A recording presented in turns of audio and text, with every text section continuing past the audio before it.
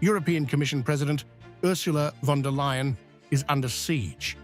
A no-confidence motion, led by Romanian MEP George Pipărea, has thrown Brussels into political chaos ahead of Thursday's dramatic vote. The accusations, secretive pandemic-era dealings, abuse of institutional power, and blatant disregard for parliamentary process. Today's motion talks about serious facts, about principles that have been broken, lack of transparency, lack of respect to justice have been proven by the decision of the European Court of Justice in the Pfizergate case, a decision that the European Commission chose not to execute.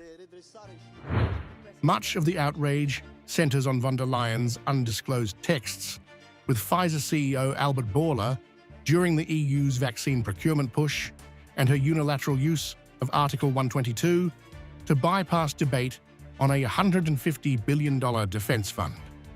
Actions critics say stripped power from elected bodies.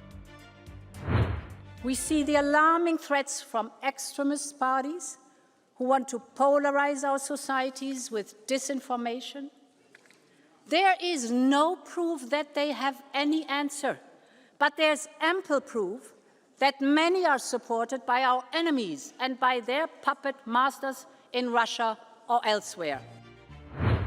Faced with growing opposition, even from within her own centrist bloc, von der Leyen lashed out, branding her critics as extremists and casting blame on Russia.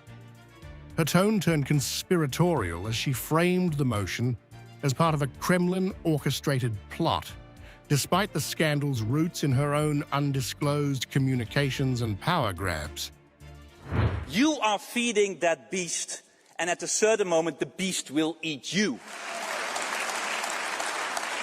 This means it's time for a cordon sanitaire, and a cordon sanitaire means not supporting their amendments, which EPP is still doing. As calls for accountability grow, critics accuse von der Leyen of using Russia as a smokescreen to deflect from a crisis of her own making, one that's shaking the EU to its core.